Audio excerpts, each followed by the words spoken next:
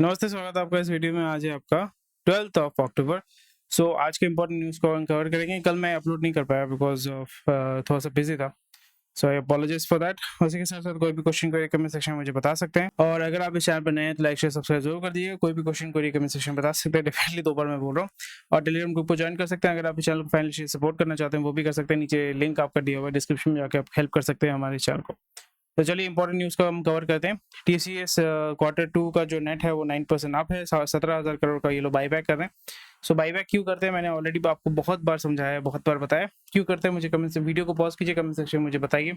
अगर आपको नहीं पता है तो मैं बता देता हूँ। सो बाईबैक करने का रीज़न ये होता है, बाईबैक करने का रीज़न ये होता है जब आपका company is going through a down turn and आपको पता है कि कंपनी जो है टिपिकली ये लार्ज कैप कंपनीज करते हैं, उनके पास कैश रिजर्व्स हैं और उसको वो डिप्लॉय करना चाहते हैं बाईबैक करने के लिए, यानी ओपन मार्केट से वो अपने स्टॉक को परचेज करते हैं और अपने जो इन्वेस्टर्स हैं या शेयर होल्डर हैं उनको एक ऑप्शन देते हैं कि आप अपना जो शेयर है हमें बेच सकते हैं। इससे ये होता है कि कंपनी अगर अपना यानी प्रमोटर अगर अपना शेयर जो है यानी ओनरशिप अगर ज़्यादा वो होल्ड करना चाहता है, that means that it is very much bullish on the company's future. So ये सेंटिमेंट को इम्प्रूव करने के लिए ये काम किया जाता है।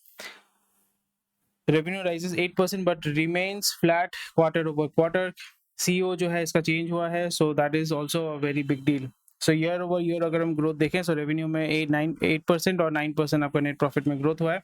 क्वार्टर ओवर क्वार्टर जो है वो नियर अबाउट डिसेंट है। 9 रुपये का डिविडेंड दिया हुआ है। और पहले क्या होता था, परसेंटेज में दिया जाता था कि 600% आपको डिविडेंड दे रहे हैं, सब 500% डिविडेंड देते हैं। वो आपका dividend as in 500-600% on the face value of the stock. Face value अगर आपको पता नहीं है, सो मतलब फेस वैल्यू का मतलब बोल सकते हो the minimum value of the stock, जो टिपिकली 1 रुपये होता है, 5 रुपये होता है, 10 रुपये होता है। सो 600% और 600% डिविडेंड का मतलब होता है कि 6 रुपये, मतलब 6 इंटू 1 यानी 600 रुपये। अगर 5 रुपये होगा तो 5 इंटू 6 30 रुपये। तो वो सेबी ने बोला कि बंद करो ये सब, आप क्लियर कट बोलो कि कितना रुपए पर शेयर आप देने वाले हो। Cautious outlook on demand, headcount जो है वो शार्पली इन्होंने रिड्यूस किया है। 6,000 लोगों ने जॉब छोड़ दिया है, उनको भगा दिया है और अभी जो है फुल वर्क फ्रॉम ऑफिस में ये लोग काम कर रहे हैं। Israel conflict unlikely, because IT में उतना इफेक्ट नहीं होगा। मेन जो जैसे मैंने कल भी एक वीडियो बनाया था, सुबह मैंने डाला था कि एनर्जी सेक्टर में आपको ज़्यादा मूवमेंट देखने को मिलेगा और डिफेंस सेक्टर में आपको ज़्यादा मूवमेंट देखने को मिलेगा। डिफेंस सेक्टर एज इन जो गल्फ में जितने भी सारे कंट्रीज है, they are going to bulk up and have a stockpile of arms and ammunition. So primarily यहाँ पे सबसे बड़ा जो परचेज करने वाला होगा वो है Saudi Arabia, Kuwait, Qatar, Oman, Bahrain तो बहुत छोटा है। कतर जो है, कतर के पास already they will also stockpile. अगर हम सऊदी को देखें, Saudi is the largest company, it is the largest country in the Middle East. उसके पास जियोग्राफिकल एरिया बहुत बड़ा है, तो उसको सिक्योरिटी का कंसर्न्स बहुत ज़्यादा होते हैं और वहाँ पे फिर वो उसको आप बोल सकते हैं डिफेंड करने के लिए they will be importing a lot of arms. वही चीज़ आपका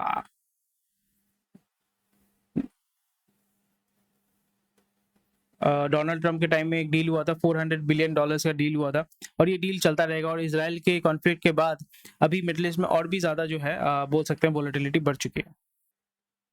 अभी जीएसडब्ल्यू फैमिली या जिंदल फैमिली जो है, दे आर लुकिंग टू, वो मतलब वो अभी पूरा एकदम परचेजिंग स्प्री में घुस चुके हैं। So Naveen Jindal is looking to buy Go First out of insolvency, submits E of यानी एक्सप्रेशन ऑफ इंटरेस्ट जिसको बोलते हैं, jet set go. Vulcan Minerals, which owns a coal mining Mozambique, OP Jindal University, Oman-based Jindal Shadid Iron and Steel. No clarity on quantum of buy by Jindal Power. GMR mobilizes 4,000 crore for Vizag Airport. Greenfield international, तो ये जो है ये हो रहा है। GMR के पास जो है दिल्ली एयरपोर्ट भी है। Dalal street gains for the second day, आज भी जो है मार्केट अच्छी तरह मूव किया है, 19,800 की तरफ मूव किया। जैसे मैंने क्या बोला था, वार चल रहा है, 19,300 19,500 में ये मूव कर रहा था, बट अभी जो है नियर अबाउट 20,000 के यहाँ पे हवर करेगा। सो मार्केट को अभी थोड़ा सा आर्टिफिशियली पुश किया जा रहा है। फिर उसके बाद जो है आइदर एफपीआई या अपना जो डीआईआई जो है वो अभी क्या करेगा, इसको मैनिपुलेट करके मार्केट से पैसा निकालेगा और यहाँ पे एक सेंटिमेंट क्रिएट किया जाएगा, भाई हमारा जो ये है मार्केट जो है बहुत ही रेजिलियंट है, फलाना ढिमकाना। फिर ये ऊपर नीचे होगा, मैंने ऑलरेडी इसके बारे में डिस्कस कर लिया था। सो बाइजेट का जो है बाइजू का जो है, जैसे आपको पता है बाइजू का हालत बहुत ख़राब है और उसका न्यूज़ भी इनिशियली कुछ आ नहीं रहा था। तो इस जगह पे जो है आपके जो पाई है, रंजन पाई जो है, जो पाई मणिपाल ग्रुप के हैं, so they have a lot of money because Manipal group के जो हॉस्पिटल्स है वहाँ से तमासेक से बहुत ज़्यादा पैसा मिला है इनके पास. So they are right now investing into different different industry. So 250 से 300 मिलियन डॉलर आकाश में ये लोग ज़्यादा इन्वेस्ट करेंगे. सो get a bigger pi of the company. $170 will be used to clear outstanding debt of Baiju. जो डेविडसन केपनर जो US based है वहाँ पे भी एक इशू हुआ था, उसके ऊपर डिटेल में बहुत सारे वीडियोस बने हुए हैं, आप जाके उसको चेक कीजिए. But there is a lot of problem which is going on in Baiju itself. पैसे का जो है घपले की भी बात सुनाई दे रही है. और रंजन पाई ने डेफिनेटली फर्स्ट क्राई में इन्वेस्ट किया था. FirstCry is looking to go for an IPO. He has also invested in Farmeasy, Purple, and yeah. He's doing a lot of interesting stuff. Emami का जो हॉस्पिटल्स है, हॉस्पिटल चेन को भी इन लोगों ने परचेज किया है. So a lot of movement is being done by the Ranjan Pai group. So yeah. So बहुत ही एक अच्छा चीज़ हो रहा है यहाँ पे. आपका 76% ये लोग कोटा करना चाहते हैं. तो कोटे में क्या होगा, शेड्यूल कास्ट के पास 32%, शेड्यूल ट्राइब के पास 13%, ओबीसी के पास 27%, इकोनॉमिकली वीकर सेक्शन के पास 4%. इससे फ़ायदा डेफिनेटली ये होने वाला है कि the quality of administration and everything is going to deteriorate. क्योंकि जो मेरिटोक्रेसी वर्ड होता है, मेरिटोक्रेसी आप उसको थोड़ा सा सर्च कीजिएगा और मुझे उसका कमेंट सेक्शन में बताइएगा मेरिटोक्रेसी क्या होता है. मेरिटोक्रेसी का मतलब होता है कि आप अपने मेरिट के बेसिस पे जो है अचीव करते हैं अपना जो भी सक्सेस होता है. It is not because that you are from, आपका कलर अलग है, आपका जो कास्ट अलग है, आपका जो बैकग्राउंड है वो अलग है, आपका जेंडर अलग है, उसके बेसिस में आपको जो है प्रेफरेंशियल ट्रीटमेंट नहीं मिलता है. तो यही चीज़ आपको समझना पड़ेगा जहाँ पे भी आपका रिजर्वेशन ये सारी चीज़ें होंगी. सो 76% मतलब आपका 24% विल बी अवेलेबल फॉर, मतलब फॉर एवरीवन. वहाँ पे भी जनरल कास्ट भी होगा, सब अप्लाई करेंगे. सो यहाँ पे एडवांटेज ये है कि जो अपर कास्ट है they are going to migrate, and उनके पास क्योंकि ऑप्शन नहीं होगा. सो अपर कास्ट या बोल सकते हो जिसके पास ऑप्शन नहीं है, upper caste will migrate and they will start to resent. And जो इकोनॉमिकली पावरफुल सेक्शन है they are going to move away from these states and बाहर चले जाएंगे, कनाडा वनाडा चले जाके सेटल हो जाएंगे. और इसलिए आप देखोगे, अगेन मैंने बातचीत किया है इसके ऊपर डिटेल्स में, मैंने बात किया है कि यूएस में जो भी हमारा ब्रेन ड्रेन होता है, या अच्छे इंजीनियर्स होते हैं, अच्छे डॉक्टर्स होते हैं, अच्छे ब्रेन होते हैं, उनका कास्ट अगर टिपिकली आप देखोगे, कास्ट जो होता है, कास्ट के बारे में बात नहीं करूँगा, बट जो मेधावी स्टूडेंट होते हैं उनके पास they do not like reservation और एवरीथिंग. उनको ये चाहिए कि भाई मेरिटोक्रेसी के ऊपर होना चाहिए, और फिर वो मूव कर जाते हैं, फिर वहीं पे आपका जाके वैल्यू क्रिएशन करते हैं. और फिर जहाँ पे आपका रिजर्वेशन सिस्टम होता है, जैसे मैं सिंपल चीज़ बता रहा हूँ कि आपका स्कूल टीचर आप हायर करना चाहते हो, वहाँ पे आपने 50% सीट जो है रिजर्व करके रखा हुआ है SC ST OBC के लिए. वहाँ पे जैसे कट ऑफ होता है ना कि अगर जनरल को आना है तो जनरल के लिए आपका 95% आपको स्कोर करना पड़ेगा. अगर आपका रिजर्व्ड कैटेगरी जो है वहाँ पे आपको 46% होगा. सो 46% जो ला रहा है और 96% जो ला रहा है, दोनों में तो डेफिनेटली क्वालिटी का डिफरेंस होगा. और जो 46 वाला आ रहा है बंदा, वो किस तरीके से पढ़ाएगा, किस तरीके से उसका टीचिंग क्वालिटी होगा, डेफिनेटली आपको पता है. So that is the reason why government itself, मतलब अगर हम आप आर्ग्यू करोगे, बट अगर हम BR अम्बेडकर के बारे में हम बात करेंगे, उनके बारे में अगर हम बात करते हैं, उन्होंने कहा था कि this was a major for 10 years only. 10 साल के बाद ये रिमूव हो जाएगा. बट 10 साल की ये कॉन्स्टिट्यूशन जब बना था, जब हमारा कॉन्स्टिट्यूशन लिखा गया था, वहाँ पे बताया गया था कि 10 साल के लिए है, उसके बाद इसको रिमूव कर देना चाहिए. पर अभी भी जो है 70-75 साल हो चुके हैं, और वहाँ पे भी रिजर्वेशन आप जितना बढ़ाओगे उतना ही जो अपर कास्ट के लोग हैं या जो मेधावी स्टूडेंट है जिनको यहाँ पे ऑप्शन नहीं मिलेगा, who will try to do their best, they are going to move away. The simple example here is UPSC का एग्जाम ही आप देखो ना, यहाँ पे आपको कितना कुछ सुनने को मिलता है कि यूपीएससी का प्रिपरेशन करते करते अपने करियर को ही बर्बाद कर लिया. और उसी जगह पे अगर मैं कुछ बिजनेस शुरू कर देता, कुछ मतलब दूसरा कोई काम करता, तो वहाँ पे मेरे को ज्यादा बेनिफिट मिलता. So this is this is what happens. And चलिए कोई बात नहीं है, हमारे पॉपुलेशन बहुत ज्यादा है. People typically don't care about the quality of life and the quality of quality में ज्यादा फोकस नहीं हम लोग का. सो एम आई अगेंस्ट रिजर्वेशन? डेफिनेटली आपको यहाँ पे इंसेंटिव देना चाहिए, but reservation is something, reservation आपका हक हो जाता है. आपको वहाँ पे सुविधा देना चाहिए, हक नहीं है. जहाँ पे डॉक्टर फॉर एग्जांपल वही हो जाता है ना कि अगर आपके पास डॉक्टर आ रहा है, डॉक्टर जैसे वही सिंपल सा चीज़ है, टीचर के बारे में एग्जांपल दिया, डॉक्टर भी वैसे ही है, तो फिर आप किस डॉक्टर के पास जाओगे? It is up to you. So JLL बोल रहा है कि domestic funds driving growth in realty, recent regulatory changes. Okay.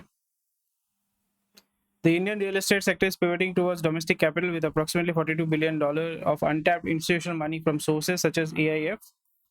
अच्छा, लता पिल्लाई और एक चीज़ मैं वही बताना चाहता हूँ कि रिजर्वेशन के बारे में, जो रिजर्वेशन वाला बंदा है जिसको यहाँ पे ऑप्शन नहीं मिलता, वो क्या करता है, प्राइवेट कंपनीज में जाता है, कॉर्पोरेट्स में जाता है, मतलब गोड़ों के लिए काम करता है। गोरा क्या करता है, इंडिया में भेजता है, बोलता है कि आप जो है हमारे बिजनेस को इंडिया में एक्सपैंड करो। वही बंदा इंडिया में आके अमेरिकन सिटीजनशिप लेके यहाँ पे इंडिया में आके बिजनेस करता है, और यही से पैसा जो है वो लेके जाता है बाहर में।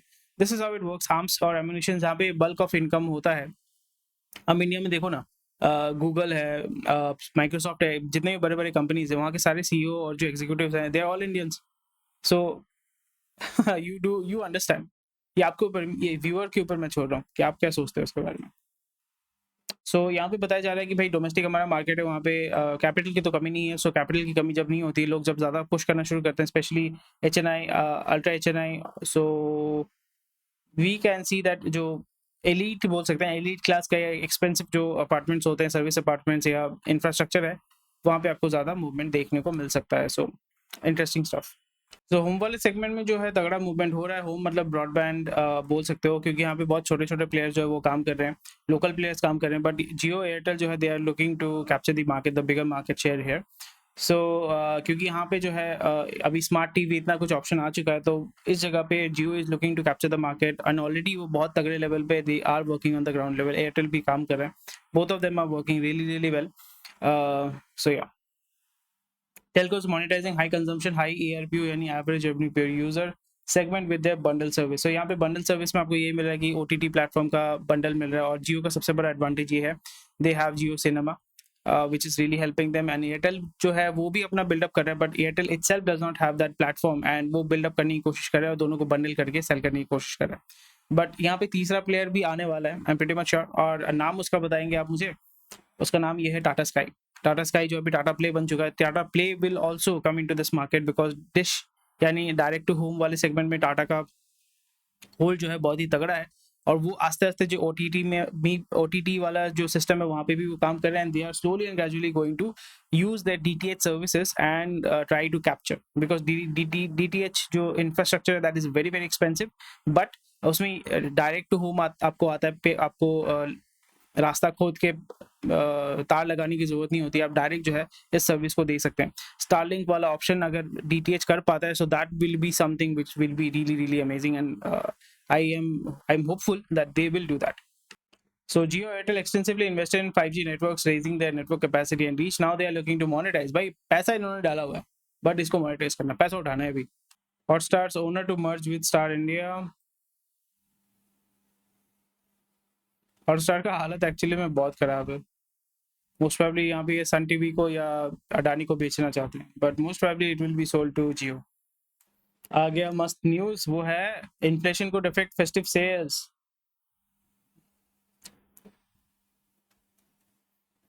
Gen Z taking to ready to eat more, ये तो ठीक है, बट FMCG यार बहुत डिफिकल्ट है। FMCG में सरवाइव करना इतना डिफिकल्ट है ना भाई। तेल का दाम थोड़ा बढ़ेगा, आपकी गलती नहीं है, बट आपके घर में आग लगेगी। आपकी गलती नहीं है, मैं मान रहा हूँ, बट आपके घर में आग लगेगी, वही सीन है भाई। क्या कर सकते हैं, क्या कर सकते हैं। MTR जो आप खाते हैं ना, वो इंडियन कंपनी हो सकता है, इंडियन ब्रांड हो सकता है, पर उसका ओनर जो है, MTR foods owner Norwegian group Orkla. कितना अमेजिंग चीज़ है ना, इंडियन ब्रांड है बट ओनर नॉर्वेजियन है। भाई रिलायंस बहुत तगड़ा काम कर रहा है। वायाकॉम जैसे आपको पता है कि रिलायंस का है, it has sold 65% of ad inventory of Big Boss 17, क्योंकि इस बार जो बिग बॉस आया था, बिकॉज जियो सिनेमा उसका पुश एक्चुअली आप बोल सकते हो कि जियो सिनेमा की वजह से हुआ है। जियो सिनेमा की वजह से they have pushed it really really high. So I have never seen Big Boss and I will never see Big Boss, but there are a lot of people who want to see Big Boss, who enjoy Big Boss. So yeah, it is growing. So Maruti gets triple overseas sale in 7 years.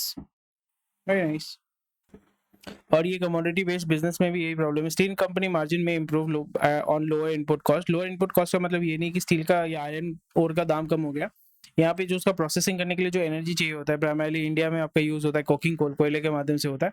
And UK में जो टाटा का जो Talbot का जो plant है, वहाँ पे वही बोल रहे हैं कि भाई आपका स्टील से मूव करके आप जो है इलेक्ट्रिक फर्नेस बनाओ, और electric furnace definitely it is going to consume a lot of electricity, and the electricity is produced using what, coal. So घुमा फिरा के वही सेम चीज होता है।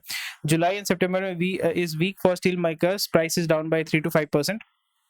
एंड जिंदल स्टील का जो है EBITDA जो है वो डिक्लाइन हो सकता है, सेल का जो है बहुत ही तगड़ा मूवमेंट हो सकता है if the recent strength of in prices sustain steel is okay very nice and the movement is very good. अगर आप मार्जिन 2500 रुपए से 2000 रुपए पर टन अगर इंक्रीज कर पा रहे हो, it's actually very big stuff, very big deal.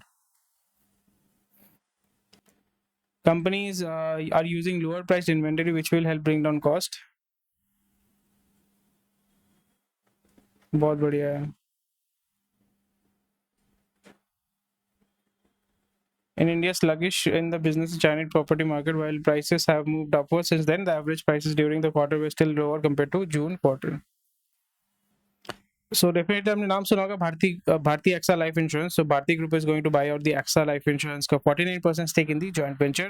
So Bharti Group will be having the complete ownership of this life insurance, and probably 2 साल के अंदर आप देख पाओगे that this company is going to file for an IPO because the insurance business is very uh, it's a growing business। Insurance business is going to grow a lot, और उस जगह पे आपको जो है कैपिटल चाहिए होता है ताकि आप जो इंश्योरेंस बिजनेस में और भी ज़्यादा इन्वेस्ट कर सकते हैं, उसको ग्रो कर सकते हैं। लाइफ इंश्योरेंस में जैसे हमने कल देखा था या कल या परसों हमने न्यूज़ देखा था कि जो LIC का जो मार्केट शेयर था that was near about 68% on a national level, वो आपका रिड्यूस होकर 50% या 57% में आ चुका है। तो वो और ज़्यादा जो है वो रिड्यूस होने वाला है। LIC अपना बेस पकड़ के रखेगा, बट यहाँ पे जो दूसरे कंपनीज हैं जो टिपिकली पब्लिक कंपनीज है जैसे ICICI लॉम्बार्ड हो गया, और हेल्थ इंश्योरेंस वाले, not health insurance but insurance company जो हो गए हैं, वहाँ पे आप देखोगे बहुत ही long term is very good specially for Indian market. और वहाँ पे भी मैं जो काम कर रहा हूँ, and I am also slowly and gradually building up my portfolio that insurance में I am very very bullish. And Bharatiya group जो है वो अपने इंश्योरेंस ग्रुप को भी, वो इंश्योरेंस बिजनेस को भी ग्रो करेंगे, उसी के साथ साथ अपना जो टेलीकॉम वाला बिजनेस है वो भी ग्रो करेंगे, and they are going to definitely put for an IPO। So ICICI Lombard जो है it is a public limited company, वहाँ पे जो है मैं कुछ होल्ड कर रहा हूँ। Yup, very interesting stuff. Solvency profile has been supported by regular capital infusion from shareholders, and shareholder have invested 620 crore in 2 years, and यहाँ पे वही करेंगे कि to grow this business you need a lot of money, and they are going to recover that money from where? They are going to recover the money uh, from IPO। Yeah। So World Bank जो है जैसे आपको पता है, it's a private company, it's an organization but it's a company, and ये lending का काम करती है, और lending के माध्यम से they basically control those countries। It controls the countries, not even companies, controls the countries। Yeah। ये बहुत बढ़िया चीज़ है। 25 साल पहले I was just barren land. Mundra port जो उन्होंने बनाया हुआ है, over the last 25 years national contribution is this, they have built this one container terminal at Mundra port। So Gujarat जो है लास्ट 30 years में it has seen some kind of bro, आप बोल सकते हो कि मतलब some kind of miracle आप बोल सकते हो। The way that Gujarat has grown, it was also one of the, बोल सकते हो 6 states जहाँ से लोग पलायन करते थे। अभी वहाँ पे लोग आप दूसरी जगह से पलायन करके आते हैं। सो IT हार्डवेयर का जो इशू था जहाँ पे एक्साइज ड्यूटी ये सब बोल रहे थे, 41,000 करोड़ का टैबलेट PC और सर्वर इंपोर्ट किया गया था। Just imagine 41,000 crore. Nearly half of these were imported from China। India currently imports 80% of laptop and computers sold in the country। अब इसको कैसे रिप्लेस कर सकते हो? It will take a lot of time, but definitely country of origin वाला जो है वो ठप्पा आप उसको रिमूव कर सकते हैं। अंदर का माल जो है वो चाइना से मंगाओ, बाहर का जो शेल है वो इंडिया में बनाओ, उसको बेचो।